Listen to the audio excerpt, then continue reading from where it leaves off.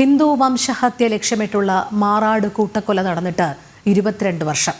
മാറാട് കൂട്ടക്കൊലയിലൂടെ മലബാറിലാകെ വർഗീയ കലാപം ഉണ്ടാക്കുകയായിരുന്നു ഇസ്ലാമിക ഭീകരരുടെ ലക്ഷ്യം. എന്നാൽ ഉറ്റവർ നഷ്ടപ്പെട്ട വേദന കടിച്ചമർത്തി നീതിന്യായ വ്യവസ്ഥയിൽ വിശ്വാസമർപ്പിച്ച് മാറാട് ജനത നടത്തിയ പോരാട്ടമാണ് ഭീകരരുടെ കുടിലതന്ത്രത്തെ തകർത്തത്. കേരളത്തിലെ ആധ്യാത്മിക ആചാര്യന്മാരും ഹിന്ദു സംഘടനകളും മാറാട് ജനതയ്ക്കൊപ്പം നടത്തിയ ഐതിഹാസിക പോരാട്ടം ചരിത്രത്തിന്റെ ഭാഗമാണ്.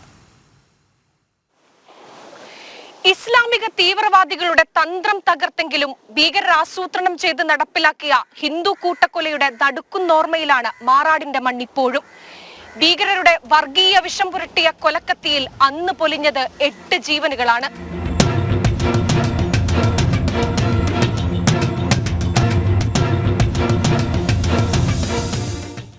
വൈകുന്നേരം 6:30 സമയം.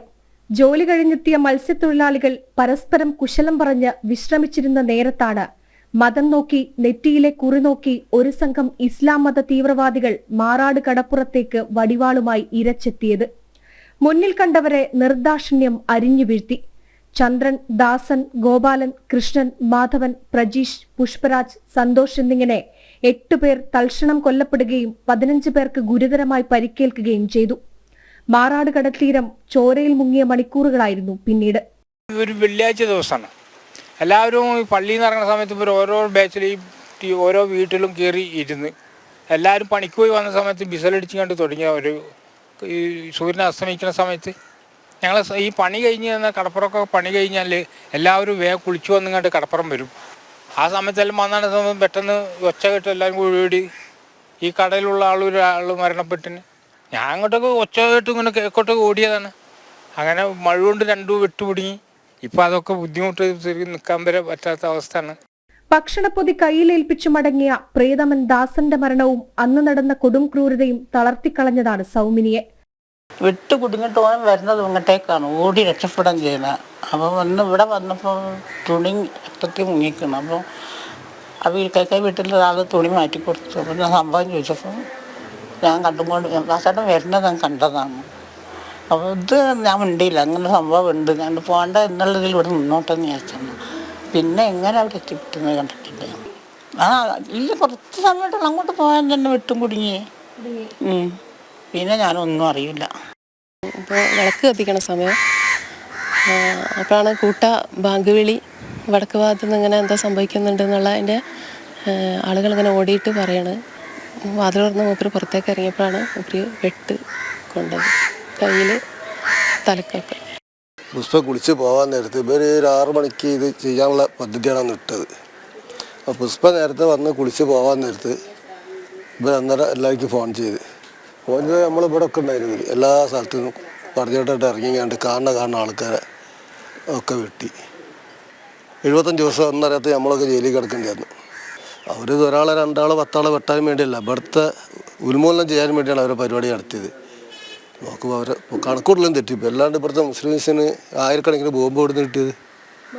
പിന്നെ 1000കണക്കിന് ബോംബ് എല്ലാവരുടെ കയ്യിലുണ്ടായത്. പിറ്റേ ദിവസം 6 മണിയായപ്പോഴാണ് പുഷ്പരാജ്, സന്തോഷ്, അങ്ങനെ ഒരു വീട്ടിൽ തന്നെ 2 ആൾ എല്ലാവരും മരണപ്പെട്ട വിവരങ്ങൾ അറിയുന്നത്. ഈ അമ്മമാരോട് പോയിട്ട് മരിച്ചത് പറയാൻ ഞാനാ പോകുന്നത്. അപ്പം അത് ഒരിക്കലും മറക്കൂലത്. അതൊരു വിഷമമായിപ്പോയി. ഭർത്താവ് മരിച്ച ഭാര്യയ്ക്ക് ഒരു ചടങ്ങുണ്ട്, ഞങ്ങളതിൽ താരി കഴിച്ച് മാറ്റുന്നതൊക്കെ.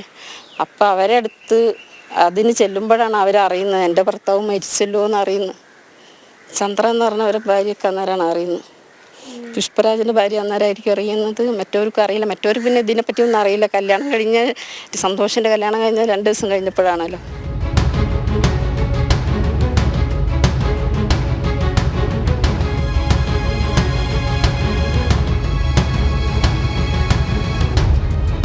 കൊലപാതകത്തിന് ശേഷം ഇസ്ലാം മത തീവ്രവാദികൾ ആയുധങ്ങൾ ഒളിപ്പിക്കാൻ തിരഞ്ഞെടുത്തത് തൊട്ടടുത്ത മുസ്ലിം പള്ളിയായിരുന്നു.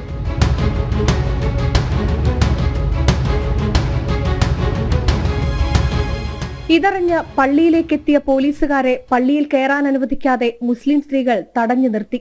ഒടുവിൽ ബലപ്രയോഗത്തിലൂടെ സ്ത്രീകളെ പിടിച്ചുമാറ്റിയാണ് പോലീസ് പള്ളിക്കകത്ത് കടന്ന് അക്രമികളെ പിടികൂടിയത്. പള്ളിയിൽ നിന്ന് 90 നാടൻ ബോംബുകളും 40 കത്തിയും തോക്കുകളും വടിവാളുകളും ഉദ്യോഗസ്ഥർ പിടിച്ചെടുത്തു. ഭീകരാക്രമണത്തിനിരയായി കൊല്ലപ്പെട്ടവരുടെ കുടുംബങ്ങളോടും മാരകമായി പരിക്കേറ്റവരോടുമായിരുന്നില്ല കേരളത്തിലെ ഭരണ പ്രതിപക്ഷ കക്ഷികളുടെ ഐക്യദാർഢ്യം. പക്ഷേ ഇതൊന്നും മാറാട്ട ജനതയെ തെല്ലും തളർത്തിയില്ല. ജനിച്ചു വളർന്ന മണ്ണിൽ അവർ അടിയുറച്ചു നിന്നു.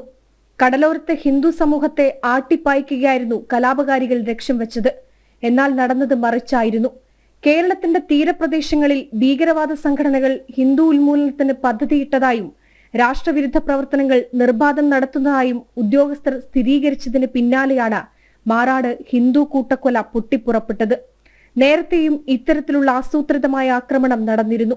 അന്ന് തെക്കേത്തൊടി കുഞ്ഞിമോൻ, ഷിൻജിത്ത് എന്നിവർക്കും ജീവൻ നഷ്ടമായിരുന്നു. ചെറുത്തുനിൽപ്പിന്റെ കൂടി പേരാണ് മാറാട്.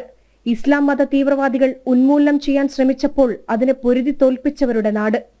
മാറാട് എന്ന പേര് മാറ്റി സാഗർ സരണി എന്ന പേരിട്ട് മാറാടിനെ മായ്ച്ചു കളയാമെന്ന് കരുതിയെങ്കിൽ നിങ്ങൾക്ക് തെറ്റി.